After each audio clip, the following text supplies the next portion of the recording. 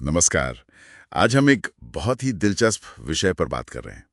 हरिद्वार, मतलब इसके इतिहास और खासतौर पर सावन के महीने में इसका जो गहरा आध्यात्मिक जुड़ाव है उसे समझने की कोशिश करेंगे। हाँ। हमारे पास जो जानकारी है वो बताती है कि ये शहर सिर्फ प्राचीन नहीं बल्कि आज भी लाखों लोगों की आस्था का केंद्र है।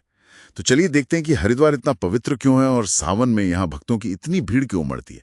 इसके पीछे क्या है? बिल्कुल। हरिद्वार देखिए, ये महज एक शहर नहीं है। ये भारत की जो सनातन संस्कृति है, हमारी मान्यताएं हैं, उसका एक प्रतीक है। हम इस पर बात करेंगे कि इसका नाम कैसे पड़ा, इसका मतलब क्या है, गंगा का यहाँ आना कितना महत्वपूर्ण है, और हाँ, कैसे सावन के महीने में ये भगवान शिव के भक्तों के लिए एक महापर्व स्थल बन जाता है। इसमें दिलचस्प बात यह है कि कैसे सदियों पुरानी पौराणिक कथाएं आज भी लोगों के जीवन से, उनकी आस्था से जुड़ी हुई हैं। सही कहा। अच्छा, शुरुआत इसके नाम से ही करते हैं। कहते हैं इसके दो मतलब निकाले जाते हैं। हाँ, बिल्कुल। एक है हरि का द्वार, मतलब भगवान विष्णु तक पहुंचने का रास्ता। हरि मतलब विष्णु, ठीक है। और दूसरा मतलब हरद्वार भी है, जहाँ हर का मतलब है भगवान शिव। अच्छा, यानी विष्णु और शिव दोनों का द्वार। हाँ, ये एक अनोखा संगम है।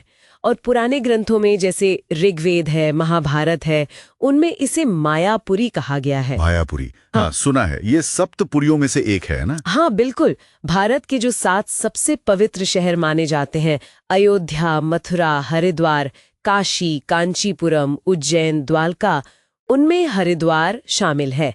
तो ये इसकी प्राचीनता और इसके आध्यात्मिक महत्व को और पुख्ता करता है। और जाहिर है इसकी पवित्रता का एक बहुत बड़ा कारण तो यहाँ बहने वाली गंगा नदी है। हाँ, गंगा। कहते हैं राजा भगीरथ वो अपने पूर्वजों की आत्मा की शांति के लिए गंगा को स्वर्ग से धरती पर लाए थे। सही कहा।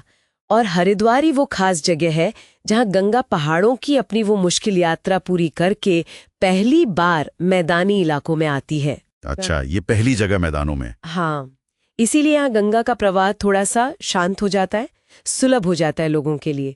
एक तरह से ये गंगा का धरती पर स्वागत स्थल है। अरे, और इसी वजह से यहाँ स्नान करने का महत्व तो बहुत बढ़ जाता है। माना जाता है कि पापों से मुक्ति मिलती है, आध्यात्मिक शुद्धि होती है। तो क्या इसी वजह से हरिद्वार में गंगा स्नान का महत्व पहाड़ों में स्नान से भी ज्यादा माना जाता है, खासकर आम लोगों के लिए? हाँ, काफी हद तक कह सकते हैं, क्योंकि यहाँ गंगा ज्यादा आसानी से उपलब्ध है और पौराणिक महत्व भी बहुत गहरा है। यहीं पर प्रसिद्ध हर की पौड़ी है। माना जाता है कि यहाँ भगवान विष्णु के चरण पड़े थे। हर की पौड़ी, जहाँ रोज शाम को आरती होती है। हाँ, वही। वो भव्य गंगा आरती, दुनिया भर से लोग उसे देखने आते हैं। और हर 12 साल में जो कुंभ मेला लगता है, वो तो यहाँ की आध्यात्मिक ऊर्जा का चरम है। और हाँ, मनसा देवी और चंडी देवी जैसे मंदिर भी हैं यहाँ पहाड़ियों पर। ये तो हुई हरिद्वार की अपनी महिमा। अब आते हैं सावन के महीने पर। ये समय इसे और भी खास बना देता है ना? बिल्कुल। सावन यानी श्रावण मास, हिंदू कैलेंडर का ये 5वां महीना है।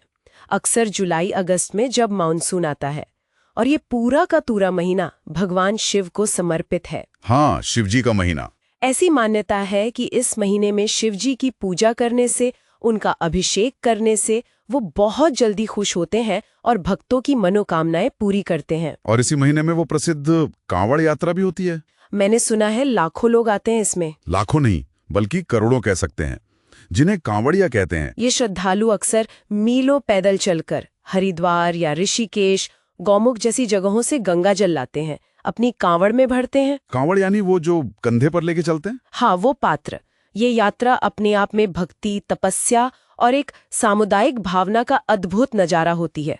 कुछ लोग तो नंगे पैर चलते हैं, कुछ दौड़ते हुए जाते हैं। बहुत कठिन नियम होते हैं, बाप रे। और फिर इस गंगा जल का क्या करते हैं लोग? इस पवित्र गंगा जल को वो अपने अपने शहरों या गांवों में ले जाते हैं, वहां के शिव मंदिरों में शिवलिंग पर अर्पित करते हैं, या फिर जो हमारे 12 ज्योतिर्लिंग हैं, जैसे काशी विश्वनाथ, बैद्यनाथ धाम, वहां जाकर चढ़ाते हैं। अच्छा। और इसके पीछे एक बहुत महत्वपूर्ण पौराणिक कथा जुड़ी है, समुद्र मंथन की कथा। हाँ, समुद्र मंथन, जिसमें वो विष निकला था, हलाहल। बिल्कुल वहीं। जब देवताओं और असुरों ने अमृत पाने के लिए समुद्र को मथा, तो अमृत से पहले हलाहल नाम का भयंकर विष निकला। उसकी गर्मी से, उसके ताप से पूरी सृष्टि जलने लगी। तब भगवान शिव ने दुनिया को बचाने के लिए वो पूरा विष पी लिया, अपने कंठ में रोक लिया। हाँ, इसलिए नीलकंठ कहलाए। इस शिवलिंग पर जल, दूध और खास तौर पर गंगा जल चढ़ाने का इतना ज्यादा महत्व है। ये एक तरह से शिवजी के प्रति आभार है और उनकी शांति की कामना है। तो मतलब पूरी बात को अगर समेटें, हरिद्वार का नाम विष्णु और शिव दोनों से जुड़ा है। ये प्राचीन काल से मायापुरी के नाम से पवित्र माना गया सप्तपुरियों में से एक है। हाँ। यहाँ गंगा पहली बार मैदानों में आती है, जिससे यहाँ स्नान का खास महत्व है। हर की पौड़ी यही है। बिल्कुल। और फिर आता है सावन का महीना, जिसमें शिव भक्ति अपने चरम पर होती है। और इसका प्रतीक है कांवड़ यात्रा, जो सीधे जुड़ती है समुद्र मंथन की कथा से, जहां शिव ने विष पिया और गंगा जल ने उन्हें शांति दी। आपने बिल्कुल सही समझा, एकदम यही सार है।